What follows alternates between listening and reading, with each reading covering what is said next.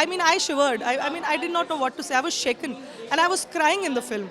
I think kudos to Ananya Pandey for doing what she did, and she did it remarkably. मेरे हिसाब से तो this is 100 on 100 in terms of everything. Evolution बताया है उसके character का, वो बहुत बखूब दिखाया. His equation with Madhavan is also very logical. I think so. I think overall the movie was well made. Mind को घुमाती है पीछे, सोचने में मजबूर करती है. तो ओवरऑल फिल्म ठीक ठाक है, देखने लायक है. यही इस मूवी की खासियत है, क्योंकि सरदार उधम सिंह में ये दिखाया गया कि जब उन्होंने वो देखा उसके बाद उन्होंने रिवोल्ट शुरू किया. पर हम लोगों के पास हमेशा से हिस्ट्री बुक में भी एक क्वेश्चन था, when I used to read history books, यही क्वेश्चन था that was justice done, how was justice done and what was the procedure, because उस टाइम ब्रिटिश राज था and there general was the accused one, जिन्होंने इतना बड़ा मसार किया. तो क्या सच्ची में क्या प्रोसीजर रहा होगा, क्या प्रोसीडिंग्स रही होंगी, वो सब इस फिल्म में बहुत अच्छी तरीके से दिखाया गया है. And hats off to Shivam Nair, I think Shankaran Nair जिन्होंने ये पूरा लिखा है. आई थिंक वो तो देवता है उन सभी फैमिलीज़ के लिए. He is come like an अवतार फॉर ऑल दोज फैमिलीज़. जो शंकरन नारायण वो एक अवतार की तरह है और उन्होंने जस्टिस दिलवाया. सो ये इस फिल्म की खूबी है. और कोर्ट रूम ड्रामा जो है बहुत सेंसिबल है, एक तो सेंसिटिव है तो बहुत सेंसिबल है, बहुत अच्छी तरह से प्रेजेंट किया गया है. Akshay Kumar has done a fabulous job, because ऐसा वो कुछ स्काई फोर्स में कर रहे थे, he was going and finding out links to why was he crashed and where is he. Similarly वो यहाँ कर रहे हैं. एंड आप देखिए कैसे हमारे इंडियंस भी इन्फ्लुएंस में थे ब्रिटिश राज के, that they were in their company only, उन्हीं के साथ उठते बैठते थे, वाइस रॉयज़ के साथ उठते बैठते थे. बट देशभक्ति की भावना किसी भी इंसिडेंट से जाग सकती है. So it was amazing. मुझे तो बहुत अच्छी लगी. It's a very beautiful film. हमको मतलब ये तो सबको पता है, बट जो बिहाइंड द सीन्स हुआ, इसकी सच्चाई को सामने लाने तक जो हिस्से हुए, वो सारा कुछ हमको पता चलता है. आई थिंक अक्षय जी जो भी इस सब्जेक्ट चूज़ करते हैं, he goes into the depth of it. और ये फिल्म के लिए भी जो उन्होंने हिस्ट्री में जो छानबीन की है, I think it is remarkable, because काफ़ी चीज़ें हमको नहीं पता था जो हिस्ट्री बुक्स में नहीं है, जो चीज़ें नहीं पता चला था, तो आज इस फिल्म के माध्यम में हमको पता चलता है. I have not seen Kesari one, but this definitely holds very good. I think इसमें जो कुछ बताया गया है ना, देव शोन नो ब्लैक और white shade, this grey shade to everybody. Humans, उनकी जो टेंडेंसीज होती है, तो आई थिंक इन अ वे पूरा कुछ जो उन्होंने जिस तरह से पोर्ट्रे किया was perfect. They've shown Akshay, how they've shown him and how he evolves as the situation goes ahead. तो वो जो एवोल्यूशन बताया है उसके कैरेक्टर का, वो बहुत बखूब दिखाया.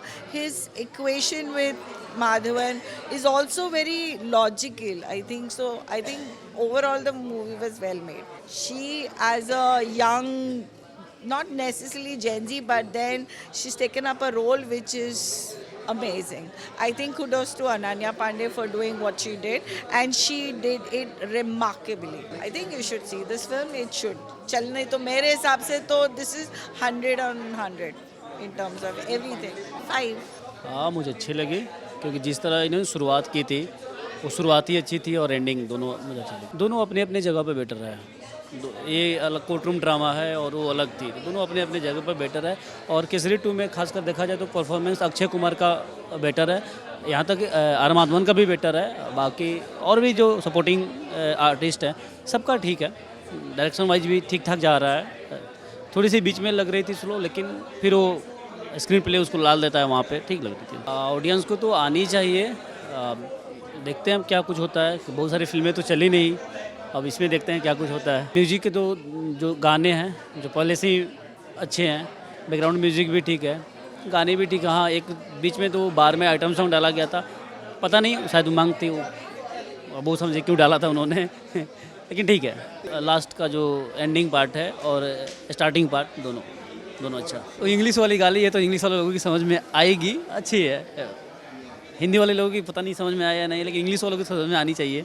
3.5. वो song gave me goosebumps and वो जो अक्षय कुमार की एंट्री है when that song when he enters शेरा वाला and when he enters Jallianwala Bagh and when you see those scenes जहाँ पे एक्चुअली वो बुलेट के अभी भी साइंस हैं, you know those holes are there, bullet holes are there. आपको सीरियसली आप विजुअली जब वो उसको बड़े पर्दे पे देखते हो तो आपको इतना कनेक्ट होता है and you feel you are I mean I shivered. I mean I did not know what to say. I was shaken and I was crying in the film because ऐसा मसार क्रूएलिटी की हद हो सकती है, इससे ज़्यादा क्रूअल इंसान क्या ही होगा। उस जेनोसाइड इसे ही बोलते हैं। ऐसी वाली फीलिंग मुझे आई थी कश्मीर फाइल्स देख के, वही वाली फीलिंग आई मुझे जलियांवाला बाग देख के कि दोनों तरफ देखिए कितना जेनोसाइड हुआ है। I think people are going to love this film and I would really urge the audience, क्योंकि जलियांवाला बाग आपने अपने हिस्ट्री टेक्स्ट बुक्स में पढ़ा है and you have read about it, to pay tribute to the families and to you know feel that yes later the justice was done, maybe it was delayed but it was done। आप लोगों को जाके देखना चाहिए। You should see the acting powers of Akshay Kumar, R Madhavan and surprisingly Ananya Pandey has done a very good job. तो आप जाके देखिए, even all the British characters have done very good job. जिन्होंने जनरल डायर पे किया है, जिन्होंने जज पे किया है, they have done good job. So you should go watch it. Cinematic powers देखिए और आप जानिए कि किस तरीके से जलियांवाला बाग के जितने भी उनकी फैमिलीज थे उनको जस्टिस कैसे मिला है। And hats off to Shankar Narayan, I think he is one of the avatars. वो तो देवता हैं। 4.5। मुझे फिल्म बहुत अच्छा लगा। अक्षय कुमार एंड अनन्या और आर माधव जी का जो तीनों लॉयर्स थे, तो उन्हीं की वजह से पूरी फिल्म है। The whole story is based on that. और मुझे वो जो जेलर था, जो हिटलर था, उसका भी कैरेक्टर बहुत अच्छा लगा बिकॉज ही वॉज हमारा काफ़ी सालों से मतलब हमारा काफ़ी इंडियन और ब्रिटिश का ये जो लड़ाई है काफ़ी सालों से है। और it is a fact that वो लोगों ने हमारे ऊपर बहुत सारे जुल्म और अत्याचार किए, लेकिन हम इंडियंस लोगों ने कभी गिव अप नहीं किया, सरेंडर नहीं किया। हम लोग ने उनसे फाइट बैक किया and we are the winner, we Indians are winner. वो जो फिल्म में बोर्ड दिखाया गया कि dogs are Indians and are not allowed, तो भाई आप लोग इंसान हो, हम लोग भी इंसान हैं। हमारे अंदर भी लाल खून है, आपके अंदर भी लाल खून है, बस सोच की फ़र्क है ना। और उनके जो सराउंडिंग, उनके जो एटमॉस्फेयर, उनका कल्चर, वो सब बस वही फ़र्क है, बाकी कोई फ़र्क है नहीं। तो why they have to dominate us? There is no point of dominating Indian और फॉरेनर, और ऑल आर सेम। तो ये जो डायरेक्टर ने जो कंटेंट बनाया है, स्टोरी बनाई है, बहुत अच्छा है। डायलॉग्स डिलीवरी काफ़ी अच्छा है। अक्षय कुमार का वो डायलॉग बहुत अच्छा लगा फिल्म में कि कानून सच और झूठ से नहीं चलता, हार और जीत से चलते। तो हमारी रियल लाइफ में भी ऐसा ही है कि हम लोग कोर्ट में अगर हम लोग कोई भी अगर लड़ने जा रहा है तो वो हमेशा उसको मेंटली प्रिपेयर होना है कि सबसे पहले हमें सारे हथियार जमा करना है, वो है एविडेंस, सारे एविडेंस। क्योंकि कोर्ट ना इमोशंस से चलेगा, फीलिंग्स से चलेगा, उसको सिर्फ और सिर्फ एविडेंस चाहिए। एविडेंस पे ही पूरा डिक्लेयर होता है कि क्या सच है और क्या झूठ है। आपकी पार्टी का जो कोर्टरूम ड्रामा से जो एक प्यार है, एतराज से हम देखते आ रहे हैं, रुस्तम बोलिए, एतराज वगैरह भी, ये तो वो आपको कैसा लगता है? हर फिल्म में है ना, हर एक्टर को एक कैरेक्टर दिया जाता है और उस कैरेक्टर को उसको पूरे डीप तरीके से उस फ्रेम में चले जाना है, तभी then only he can prove as a good actor. तो अक्षय ने इस स्टोरी को बहुत स्ट्रांगली लिया है और उसको जो कैरेक्टर है उसको उसने अंदर लेके इसको पूरी तरह से बाहर फ्रेम किया है। तो जो भी कैरेक्टर जो फिल्म में दे रहे हैं उसको उस तरह से वो निभा रहा है। So that is he is done a fantastic job, wonderful job, और बहुत अच्छा काम किया है। मेरे हिसाब से इसको ब्लॉकबस्टर जाना चाहिए और इसको पद्मश्री अवार्ड भी मिलना चाहिए, क्योंकि देखो ये एक पिक्चर नहीं है, ये एक मैसेज है। सच और झूठ के बारे में दिखाया जा रहा है। हमेशा सालों से चलता आ रहा है कि हमेशा लोग सच्चाई को छुपाने की कोशिश कर रहे हैं और हमेशा झूठ की जीत होती है और सच्चाई की हार हो जाती है। तो ये बहुत गलत है और इस फिल्म में भी ऐसा ही था। इंटरवल तक तो वही दिखाया कि वो लोग हार गए, केस को हार गए थे और वो उसने गिव अप कर दिया था और उन्होंने उसको पकड़ के अंदर रख दिया रूम में। इस तरह से चीज़ें क्रिएट करी कि वो लोग कोई आ ही नहीं सके। लोगों को पैसा दे के वो किया उन्होंने, उनको मतलब ख़रीद लिया था लोगों को। तो ऐसे ही होता है, कोर्ट में ऐसे ही होता है, लोगों को ख़रीद लिया जाता है और जब सुनवाई होती है वो उस टाइम पर वो लोग वहाँ हाजिर ही नहीं होते, क्योंकि वो इतनी सारी क्रिएट करते हैं सिचुएशन। बहुत सारी फिल्में ऐसा भी दिखा देते हैं कि वो मर जाता है या उनके घर वालों को किडनैप कर दिया जाता है, बहुत सारी सिचुएशन क्रिएट करते हैं। तो लेकिन मुझे बहुत अच्छा लगा कि उनकी री एंट्री हो रही है, वो लोग वापस आ रहे हैं और उन लोग ने फिर हिम्मत करी लड़ने के लिए, सच्चाई के लिए, और फाइनली उन लोग जीते. The victory was showed in the end, that was the good part. 4.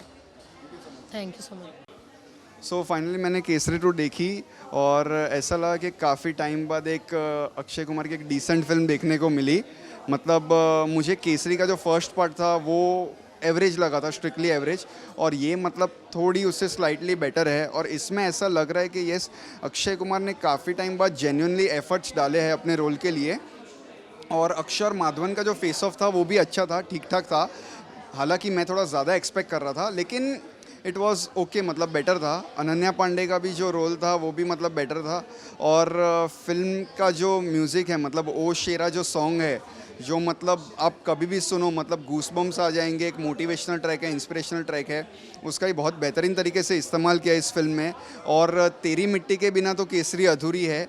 इसमें भी हमको बी प्राक जी के आवाज़ में तेरी मिट्टी मतलब थोड़ा बहुत सुनाई देता है, उसके जो फर्स्ट वर्स है जो. तो और कोर्टरूम ड्रामा के साथ अक्षय कुमार का काफ़ी लगाव रहा है. आप ऐतराज़ ले लो, रुस्तम ले लो, और अभी ये ले लो. और अक्षय कुमार जिस तरह से ऐसे ऐसे कैरेक्टर्स को पकड़ के लाते हैं, मतलब पैडमैन बोलो, टॉयलेट बोलो, स्काई फोर्स बोलो, एयरलिफ्ट बोलो, जो भी फिल्में उन्होंने की है पिछले 10-15 सालों में, स्पेशल 26 बेबी, तो ये ऐसी स्टोरीज़ लोगों के सामने लाते हैं कि हाँ, मतलब हमको पता चलता है वो कैरेक्टर के बारे में. क्योंकि हमने सिर्फ जलियांवाला बाग का जो मैसेकर जो हुआ था, बस उसी के बारे में सुना है कि हाँ ऐसा ऐसा हुआ था, इतने लोगों पे गोलियां चलाई गई. लेकिन उसके बाद क्या हुआ, क्या कोई उनके लिए लड़ा? तो हाँ, सी शंकरन नायर जो थे वो लड़े. तो इसके बारे में काफ़ी लोगों को पता नहीं था. तो फिल्म ये सब बताती है आपको. और लास्ट के जो 15 मिनट का जो है, हर फिल्म में एक ट्विस्ट टर्न रहता है, सस्पेंस रहता है. लेकिन इसमें भी जो एंडिंग में जो एक था 10-15 मिनट जो अक्षय कुमार की जो स्पीच है, वो मतलब इट्स आउटस्टैंडिंग. तब आपको लगता है कि यस, अक्षय कुमार ने सिंसियरली एक एफर्ट डाले हैं फिल्म के अंदर. फिल्म का म्यूज़िक भी ठीक ठाक है, डायरेक्शन भी ठीक ठाक है, और एक डिसेंट फिल्म है. अभी बाकी तो पब्लिक के हाथ में चलेगी नहीं चलेगी, वो तो बॉक्स ऑफिस काफ़ी अनप्रेडिक्टेबल हो गया है आजकल के दिनों में. तो यही कहूँगा, एक डिसेंट फिल्म है, ठीक ठाक फिल्म है. अक्षय कुमार की जो हम एवरेज और क्रैप फिल्म्स जो हम देखते आ रहे हैं इतने टाइम में, उसके बीच में हाँ, ये एक मतलब डिसेंट फिल्म कह सकते हैं. अभी कमबैक होगा या नहीं ये तो मैं मतलब कह नहीं सकता हूँ, वो सब ऑडियंस के हाथ में है. और फाइनली मेरा वर्डिक्ट रहेगा 3 आउट ऑफ 5.